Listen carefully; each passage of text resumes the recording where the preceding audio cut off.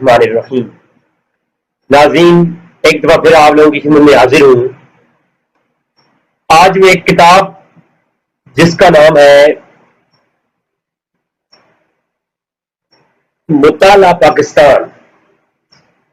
مطالعہ پاکستان ایک کتاب جو کہ آج کا یونیورسٹی لیولز اور تمام تر جو ڈگری لیول کے جتنے بھی سبجیکٹ ہیں ان میں جو اسٹڈی پاکستان کے حوالے سے جتنے بھی سبجیکٹ آ رہے ہیں، مطالعہ پاکستان کے جتنے بھی جو ہے وہ سبجیکٹ آ رہے ہیں، ان کے اندر اتنی بڑی ناانصافی میں نے دیکھی تو میں نے سوچا کہ آپ لوگوں کی بھی گوش گزار کر دوں کہ جتنے بھی یونیورسٹی لیول پر اور کالجز لیول پر ہمیں مطالعہ پاکستان پڑھایا جا رہا ہے، حقیقت میں اس مطالعہ پاکستان کا پاکستان کی ہسٹری سے دور دور تک واسطہ ہی نہیں ہے۔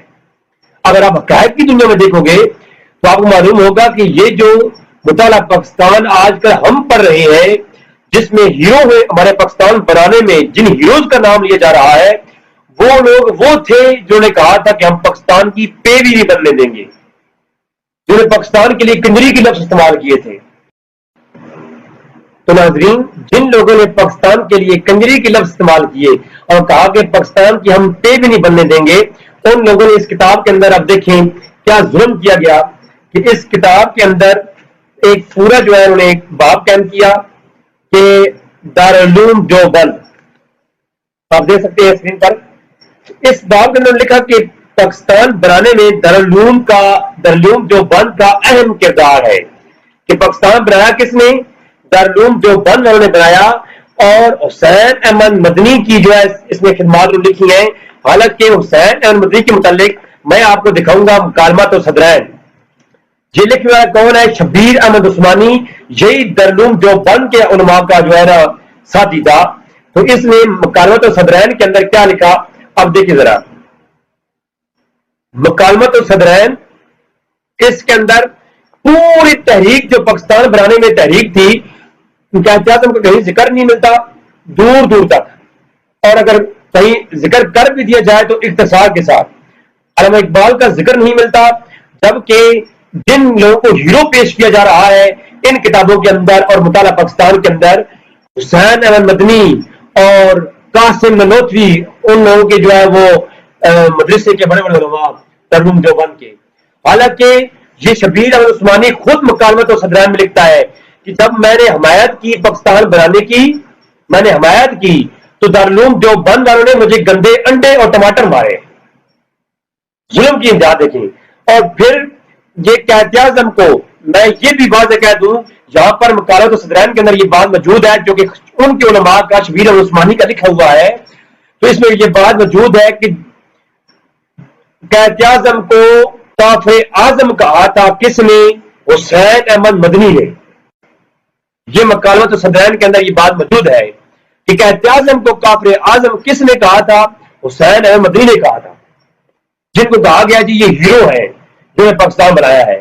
یہ پاکستان، انہوں نے کہا تھا ہم پاکستان کی پے بھی نہیں بننے دیں گے، بلکہ اشرف علی تھانوی کو تو اس دور میں ملتے تھے حکومت سے۔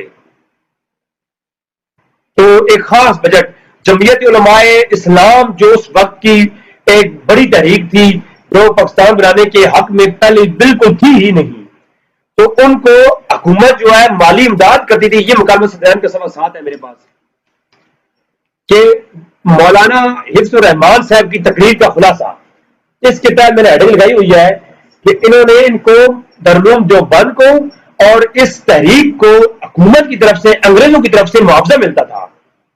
اشرف علی تھانوی صاحب کو ماہانہ جو ہے وہ 600 روپے کس بات کے ملتے تھے؟ یہ مکالمات صدرین ہے۔ تذکرۃ الرشید کے اندر یہ بات موجود ہے۔ باقی میں آپ کے سامنے ایک اور حقیقت رکھتا ہوں کہ یہ ناظرین جو بھی مطالعہ پاکستان ہم پڑھتے ہیں آج کا یونیورسٹی لیول پر، کالج لیول پر، یہ سب کے سب فیک، جعلی اور من گھڑت ہے۔ اس کا اسلامی تاریخ اور خصوصاً پاکستان کی تاریخ کے ساتھ، تحریک کے ساتھ دور دور تک واسطہ ہی نہیں ہے۔ یہ تو وہ لوگ ہیں جن کو ہیرو پیش کیا جا رہا ہے، یہ وہ لوگ ہیں جنہوں نے کہا تھا قائد اعظم کافر اعظم ہے، یہ تو وہ لوگ ہیں جنہوں نے کہا تھا ہم پاکستان بنانے کے جرم میں شامل ہی نہیں ہے، یہ وہ لوگ تھے۔ ایک شخص تھا، صرف ایک شخص تھا جو قائد اعظم کی حمایت میں تھا اور پاکستان بنانے کی حمایت میں تھا اس پوری تحریک میں، اور وہ تھا شبیر احمد عثمانی، جس نے یہ مکالمہ صدرین لکھا ہے۔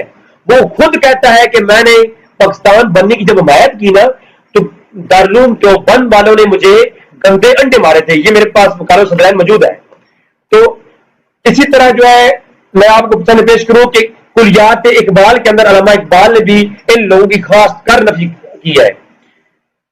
کلیات اقبال کے اندر بالکل آخر میں آپ جائیں گے, سب سے آخر میں ایک پوری نظم ہے حسین احمد کے نام سے, اس کے اندر تو کلیات اقبال کے آخر میں جا کر دیکھیں تو ایک حسین احمد کے نام سے پوری جو ہے نا ایک نظم موجود ہے, جس میں اقبال نے حسین احمد مدنی کو مخاطب کر کے کیا کہا. کہتے ہیں اجمن ہنوز ندانت رموز تیورنا دیوبند حسین احمد این کیا ابول اجبی است سرود بر سر منبر کی ملت از وطن است, ملت از وطن است بے خبر از مقام محمد عربی است. یہ حسین احمد جو ممبروں پہ جو ہے نا باتیں کرتا ہے نا بڑی بڑی, اسے کیا پتا کہ اسے خبر ہی نہیں ہے کہ محمد رسول اللہ کا مقام کیا ہے. یہ شعر جو علامہ اقبال نے حسین مدنی کے خلاف لکھے تو اس کو مٹانے کے لیے جناب والا کیا کوشش کی گئی. روزنامہ جنگ 1990 جاوید اقبال جو اقبال کا بیٹا تھا اس کو 40 لاکھ کی آفر کی گئی کہ اس کو جناب والا اس شعر کو نکال دو.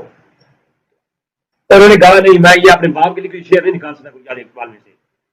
تو یہ تذکرۃ الرشید کے اندر جو حوالے موجود ہے, اس پر کافی لمبی ایک بحث ہو سکتی ہے, لیکن میں نے اختصار کے ساتھ چاہا کہ اس پر میں کلپ ڈال دوں کہ آج کا جو ہم یہ مطالعہ پاکستان ہر جو ہے یہ کالج لیول پر ہم پڑھتے ہیں, اس میں سر حقیقت دور دور تک حقیقت نہیں ہے, دور دور تک اس کی حقیقت کوئی بھی نہیں ہے.